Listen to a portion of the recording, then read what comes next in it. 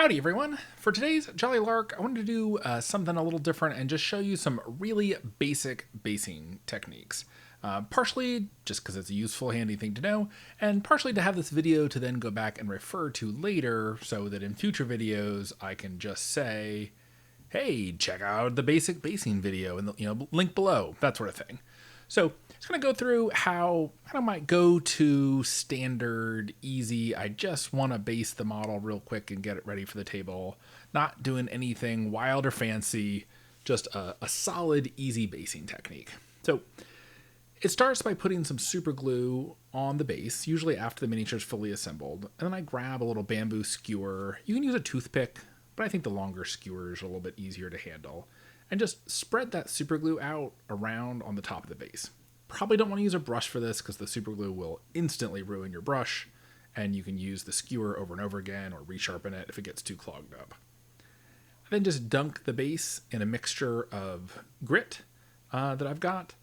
You can get this at model railroad shops. I think some other companies sell it. Keep your eye out. I'm hoping to add some grit mixes to the Jolly Lark online store soon. But you just, with the super glue on top of the base, the grit bonds to it almost instantly, and you've got a really good basing texture. I think this is faster and easier than dealing with the textured paints that are widely available. I also think the super glue, it creates a stronger bond, and you're less likely to get any flaking or chipping on the texture. Now, this is such a basic basing technique that it can look a little boring on a larger base. So I'm going to grab a larger base here and show you how to add a little bit more detail. I've got some Orchid Bark, which is basically a kind of a small bits of pine bark. I've got some ground up cork bits. That's the square container on the left. And then I've got the standard kind of grit mix that I used on the little squig earlier. So with the super glue spread out on top, I'm going to stick the chunks of Orchid Bark onto the super glue, work big to little. I'm then going to sprinkle a little bit of the ground up cork. I got this, I think this container was originally from Army Builder, but it's just ground up wine corks. It's super easy to make on your own if you don't feel like buying it. Now, for this larger base, I'm going to grab my Ziploc bag full of the same grit mixture. And because this stuff sticks to the super glue pretty fast, once the big stuff's attached, you can just dunk the whole thing into the bag of grit, sprinkle on any missing holes, and you end up with something like that. So working big to little gives you a nice base of super glue to work with. You can add any other little bits or pieces you want to.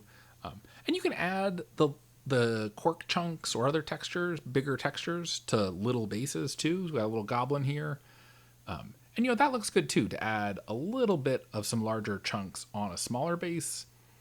I tend to not add big chunks of bark or rocks and stuff onto the smaller bases. So kind of match the size of the texture to the size of the base. Now, when it comes to painting, I'm going to show you how to do a quick brown coat, kind of a brown dirt color scheme. But the basic idea is to do a heavy dry brush and follow it up with a light dry brush. So over a dark brown primer coat, black would also work fine. I'm dry brushing on just kind of a nice medium brown.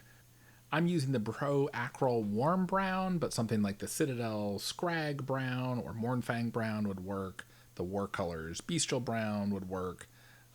Anything that's just kind of a nice medium brown. But again, this is a 2-color dry brush. What colors you're using is up to you. You could use 2 different tones of gray. That would look cool. You could do more of a clay with like a mahogany than an orange. You could do purple like I did on my quadrant. You could check those out on my Instagram. But the basic idea is the same, which is to put down a base coat and then with a very, very heavy dry brush, and then put down a light dry brush of a lighter color. I'm using the Pro Acryl Golden Brown here, which is a good match for the warm brown. And you can see on that base coat, there's some areas that are a little heavier. That's fine. I'm hitting the rocks with this coat. That's fine. The important thing is just to wipe a lot more of the paint off your brush, like I'm doing on that paper towel down there, so that when you're dry brushing the grit texture, you're just hitting the top edges of all the rocks. I'm going kind of slow here to show it in the video, but you can bang these out pretty quickly. For the rocks, I'm going to put on a heavy dry brush of just a very basic medium gray. This one's from Pro Acryl, but whatever flavor suits your fancy is fine. You could choose to have the rocks be a little bit different color, that'd be fine too. But same idea with the rocks, you're going to put on a heavy dry brush to start, leaving some of the dark brown or black primer color in the recessed areas. And putting this on pretty heavy. This is like in between a wet brush and a dry brush. There's definitely a good bit of paint on the bristles. And I haven't bothered to even wash the brush out. If a little bit of the brown gets mixed in with a little bit of the gray, that's fine too. It's quick and easy. So once you've got a good heavy dry brush on all the rocks, I'm going to grab a lighter gray. In this case, it's the bright warm gray. You could also just mix some ivory color into your medium gray to brighten it up or mix in a little bit of white. And on this one, I've got less paint on the bristles, but still an okay amount. You can see I'm hitting the rocks there a little bit hard, which is fine. Some natural variation is fine. But then when I wipe, if you feel like it's getting a little heavy, you can wipe it off on your paper towel again and go back in. But for the rocks to look good, I generally think you want a decent amount of contrast between the brightest color on them and the darkest color. So it's a quick 2-color dry brush, quick and easy.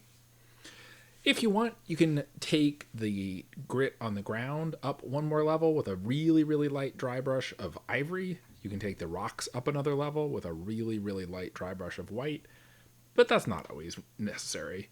At this point, you're going to hit the edge of the base with whatever color suits your fancy.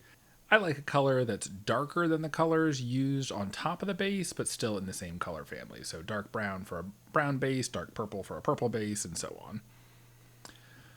Once that's done and dry, because you don't want the little static grass hairs sticking to the wet paint, you can grab, again, some sort of color of static grass tufts. The classic look is brown dirt, gray rocks, green tufts. So for this most basic of basing videos, that's what I used. And you end up with something like this. Again, this is super basic, utilitarian, something you could really do across an entire army. Thanks for watching. Hopefully that was useful, and I look forward to adding more basing techniques to this menu of options.